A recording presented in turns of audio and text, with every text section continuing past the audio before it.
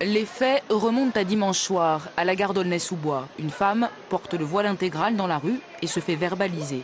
La scène est filmée d'un téléphone portable.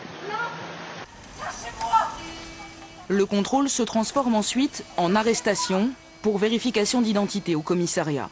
Une image visionnée près de 70 000 fois sur Internet qui provoque émoi et incompréhension au sein de la communauté musulmane. Ça fait toujours mal d'entendre une femme crier « lâchez-moi, au secours, qu'est-ce qui se passe ?» Est-ce qu'elle est en infraction? Oui, au vu de la loi qui a été votée par les parlementaires, qui n'a pas été, je dirais, acceptée par la communauté musulmane parce que stigmatisante et complètement à côté des attentes et des vrais problèmes en fait que connaissent les musulmans.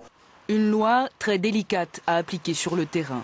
Les équipes de police ont reçu une note en interne les appelant à la pédagogie et au discernement. Pour ce syndicat, même si l'image est forte, dans ce cas précis, aucune violence n'est à déplorer. Là, c'est ce qu'on appelle, c'est maîtriser. Quelqu'un qui veut passer, c'est maîtriser, mais il n'y a pas d'acte de violence, elle n'est pas conduite au sol. C'est une loi sensible, elle touche la liberté de culte. Maintenant, si la personne contrôlée se prête au contrôle d'identité, il n'y a aucun problème. Seulement, nous avons affaire, c'est un sujet, on va dire, hautement politique, et les gens veulent mettre les policiers en difficulté. Face à cette incompréhension des deux parties, que dit exactement la loi?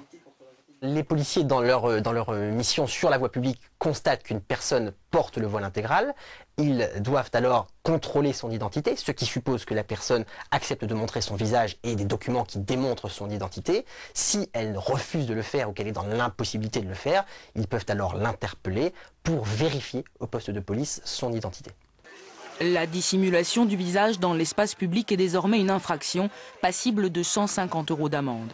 Le texte de loi prévoit une période de transition pour engager le dialogue auprès des femmes portant le hijab. Dialogue difficile et néanmoins nécessaire si l'on en juge la controverse suscitée par cette affaire.